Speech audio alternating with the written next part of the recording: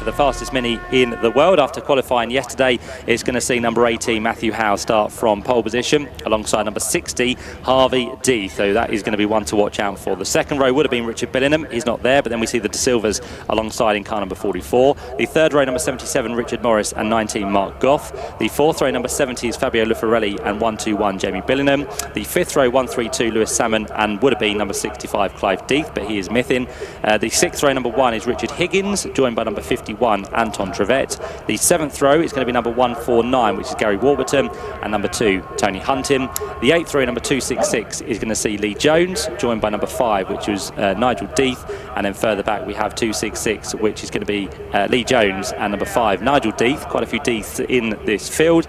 The ninth row, number 33, is Andy Shaw, and number 11 Jim Lyons, and the final place on the grid should be number 777, which is Warren Slater. So that gives you the lineup for this 15-minute race. We have got the cars very shortly to head off onto their formation lap. A little bit eager there for Harvey Death. We've got the historic Mini heading off first in terms of the pace car. Then we have the BMW safety car, and then we have the field working its way off the grid. So just to give you a little bit of detail about this, the fastest Mini in the world invites any racing derivative of the classic Mini, i.e. whether it be a saloon, an estate, a space frame, super saloon or a Marcos.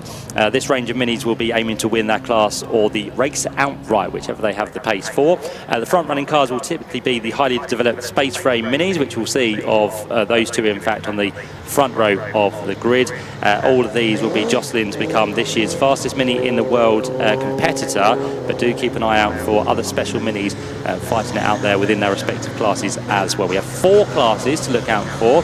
Class A is for those with no engine restrictions and aerodynamic additions are permitted. We then have Class B, which is for any engine less than 1.6 litres. Aerodynamic additions are permitted once again there as well.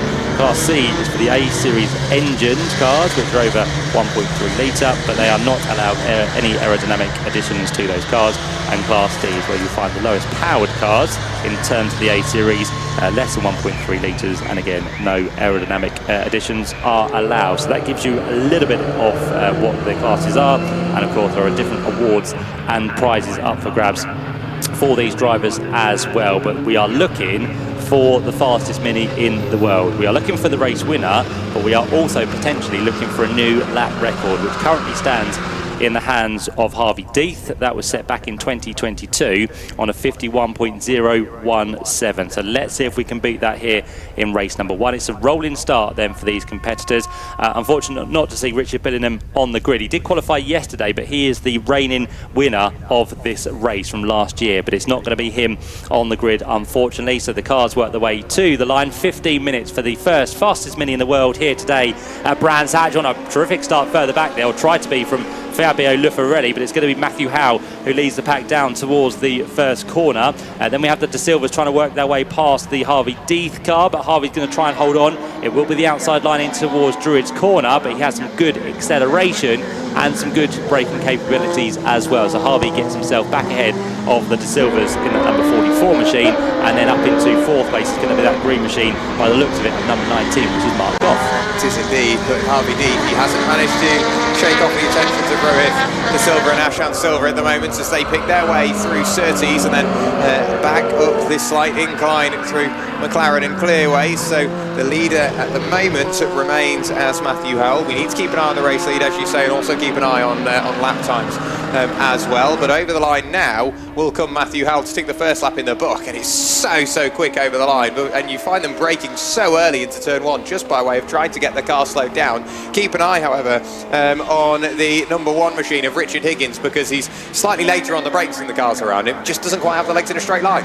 No, doesn't, does he? But this is the thing. It's all about the speed and the potential that these cars do have, and of course how they get turned down by the owners as well. But for Matthew Howe, he's well on his way. Harvey Dean trying his best to keep with him as he turns away through Granville Bend and on towards the Cooper Straight for the second time.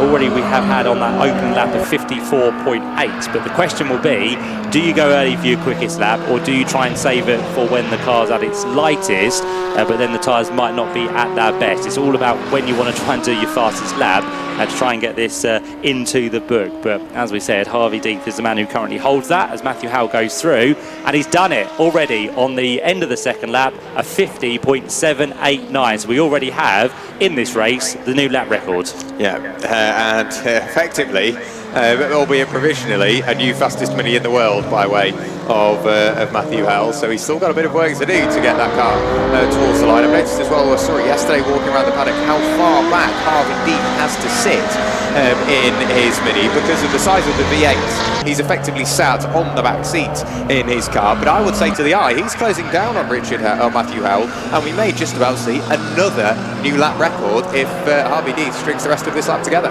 Yeah, it takes him a little bit of time, doesn't it, to work this car to the pace it needs, but you're absolutely right. Harvey Deeth is now almost with Matthew Howell as he comes up towards the line. If Howell goes quicker, then Deeth will by sure be even quicker than that. He's not, but Harvey Deeth has taken his lap record back now, so he didn't want Matthew to have it for too long, and we're down to a 50.288. Could we potentially get into the 49s in this race? That would be absolutely incredible. But I think for now, Harvey Deeth would just want to try and get past the car ahead of him to try and win the race overall. So down the hill they come once more. It's a lovely looking car of Harvey Deeth, and the spit of flame we see every single lap out of the left-hand side exhaust. It is absolutely incredible. It's a lovely car, lovely driven, and Harvey Deeth now right onto the back of Matthew Howell through the right-hander of McLaren. Yeah, Fabio Lafarelli on the lap prior did manage to pick his way through and past Mark Goff, so that has been the change for 4th and 5th respectively. Fabio Lafarelli quite convincingly leading Class B in a straight line. You'd expect Harvey Deeth to be quicker, and as soon as he gets that car running on song, as we see, that's when he can really start to apply that pressure. So you can see the car squirming in a straight line, just trying to put the power down. Not quite as quick through the corners, but by God is it quick in a straight line. So Harvey Deeth in 2nd place as he crossed the line, less than 2 tenths between himself and the race leader of Matthew Howell. So those top two absolutely together. They're picking their way through traffic as one. Harvey Deeth again late on the brakes, a spit of flame out of the side of his car as he picks his way through Graham Hill Bend. The short burst for Harvey Deeth, what will be along the Cooper Straight, a quick flash of the brake lights, down a gears through Surtees and then up the hill on the brakes again through McLaren and Clearways, and it's just hanging on for dear life through Clark Curve, waiting for the car to grip. We now may see the change because Matthew Howell not quite as quick in a straight line. Harvey Deeth will be closing all the way along the Brabham Straight. On the brakes, can Harvey Deeth be brave enough as he breaks the beam once again? Not another fastest lap of the race. He managed to set that nice and early. We may still see that time come down in the latter stages of this race, but Harvey Deeth, I think it's a matter of when and not if he will get past Matthew Howell. Yeah, it's incredible, isn't it, how Harvey Deeth holds on to the power underneath that bonnet of that Mini, but he's doing a grand job just to keep it in a straight line and also keep with Matthew Howell, and no real surprise that we're already into the traffic of some of the slower cars out there, so that might just be a little bit of a concern for Matthew. Goes right through the middle of 2 of them down the Cooper Straight, but doesn't delay him or Harvey Deeth on the run through the left-hander. That number 60 machine is a car which has been built by a very experienced team, Martin Short's team at Roll Centre Racing, who are very experienced in building cars and also racing them as well. They've done many in terms of Le Mans cars. At the time when this car was built back in 2008, 2009, they were already getting those cars ready in LMP1. So as I said, very experienced team, and this car kicking out some 380 horsepower in terms of under the bonnet. So up the hill he goes once again, and just starting to slow in terms of the lap time, not hugely, down to the 50.6s now for both Matthew and also for Harvey in 1st and 2nd places.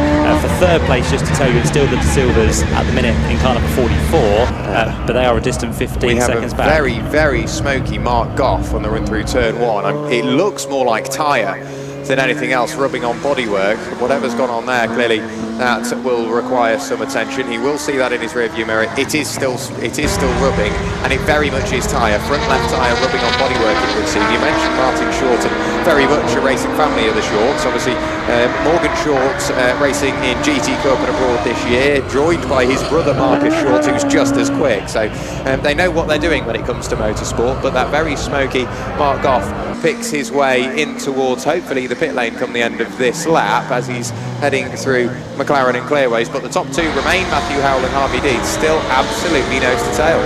They are indeed, yep. So down the hill they come once more in towards the left-hander of Graham Hill Bend. Half a second across the line is what the gap is. But of course, Harvey Deith we know is quick in a straight line, but then through the corners, Matthew Howell seems to have the ability just to pull away. So it's a circuit of two halves at the minute, but can Harvey Deith do anything about making a move? It's going to be a hard one. Maybe the traffic might play its part within this race at some point. With just over 8 minutes to go, still having the blue flags wave for these slightly slower cars of first off number 51, which is down there in 10th position at the minute. That's Anton Trevette, who is with the Owens fabrication. Of course, Owens, Endalf Owens, who we saw out in that previous race, does prepare that car.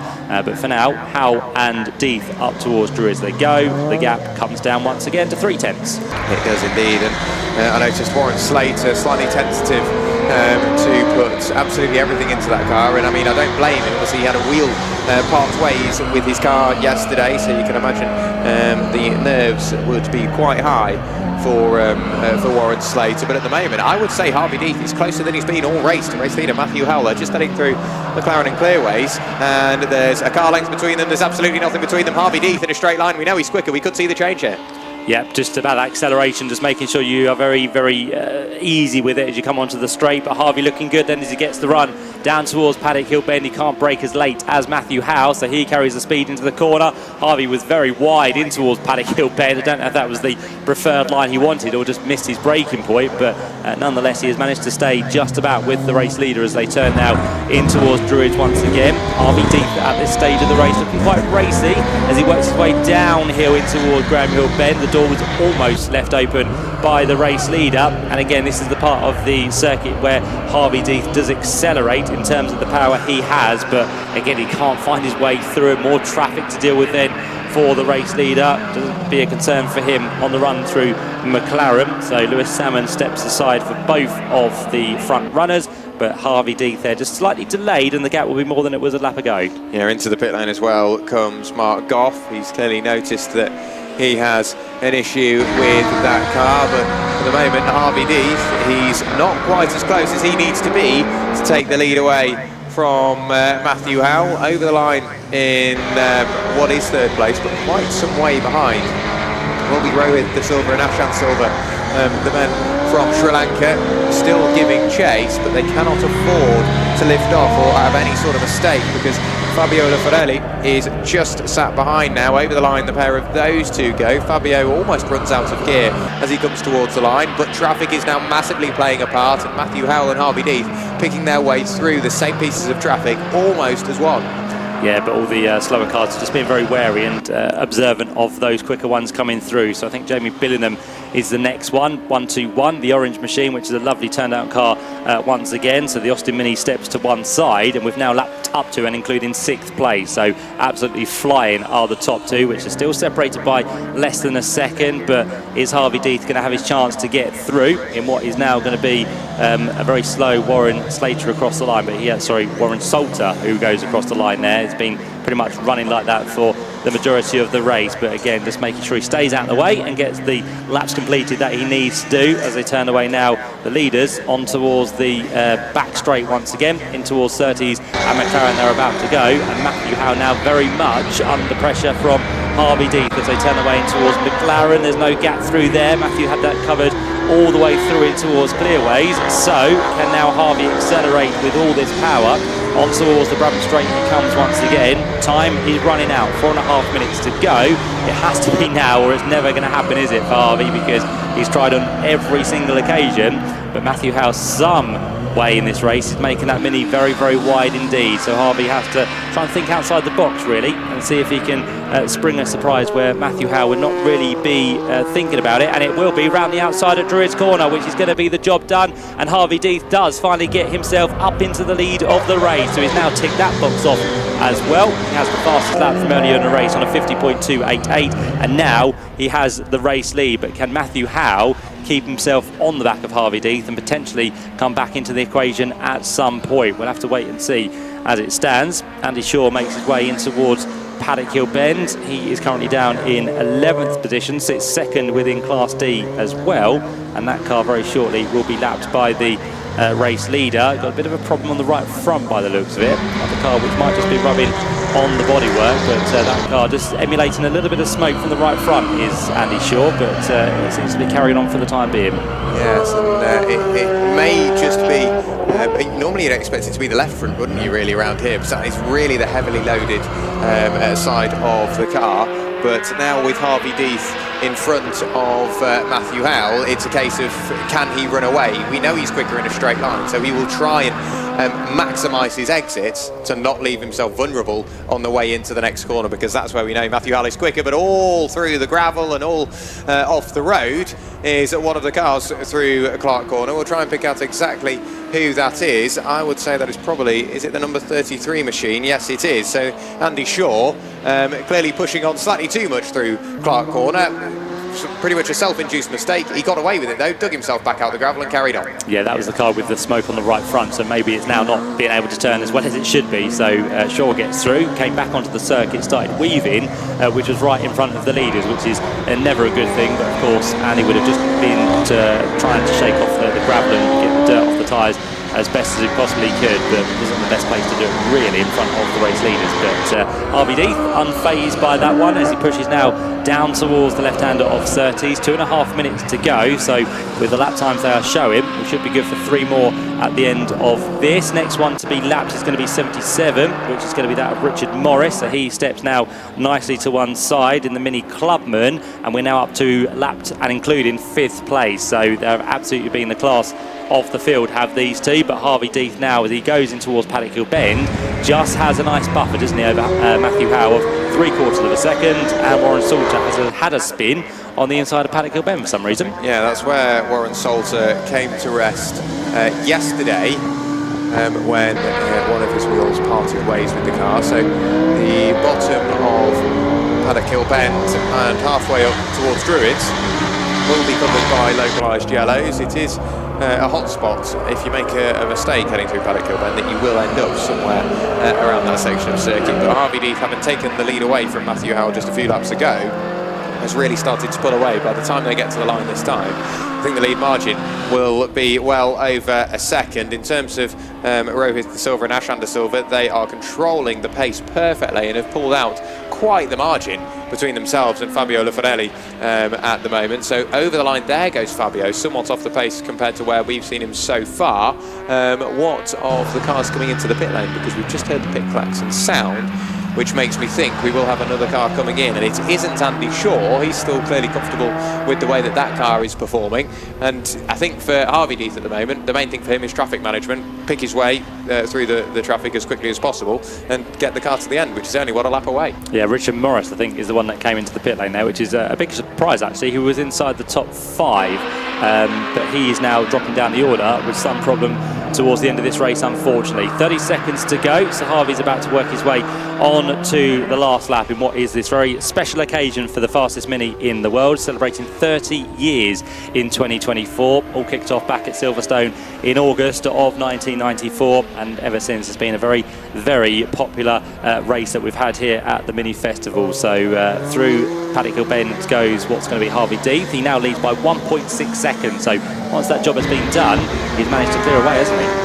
He has indeed, and just running away at the rate in which he has been, it's not exactly been pushing the car beyond its limits. All he's doing is making sure he can chip away and not really give Matthew Howell any opportunity to respond and try and get his way back through. But the clock has ticked to 0, and Harvey Deeth is going through the final couple of corners for the final time. Yep, he has been a 4-time winner in the last 12 years, has Harvey Deeth. He's done it back-to-back in 2019, 2021 and 2022. We had a year out, of course, due to COVID, but it looks like it's going to be, for the first race at least, Harvey Deeth back to the top step of the podium. He's done the quickest lap of the race as well. He's ticked every single box in the first of our fastest Mini in the world races here at Brands Hatch. Harvey Deeth wins by what is going to be a second in the end from Matthew Howell. We then have to wait quite a while before we see the De Silva car come through. We're going to have up to the line Fabio Lufarelli, who will be a lap down but will be classified in 4th place, but it's a very slow Fabio Lufarelli towards the end of the race there, about 4 seconds off what his initial best race pace was. So Lufarelli just suffering maybe towards the end as well in the number 70 machine. De Silva, whether it be one of the two drivers, Rohith or Ashan, they'll separate themselves for these two races. So Across the line will come De Silva in the final step on the podium. Here comes that car now up towards the checkered flag, and well done to them. They're not really anyone to battle with in the race, especially in the late stages of it, but still they come through to take the podium. 46 seconds back from the top two. Luffarelli, as we said, down in 4th place. 5th place will go the way of number 121, which will be the car of Jamie Billingham. That is, no, 121 is not Billingham on the screen. But it should be in the car, but it says actually Chamberlain there, so I'm not too sure where that has come from. 6th place then for the 132 machine, which is Lewis Salmon, and then behind that we will have the 51 machine in 7th place of Anton Trevet, and then behind that in 8th position 149 will be Gary Warburton.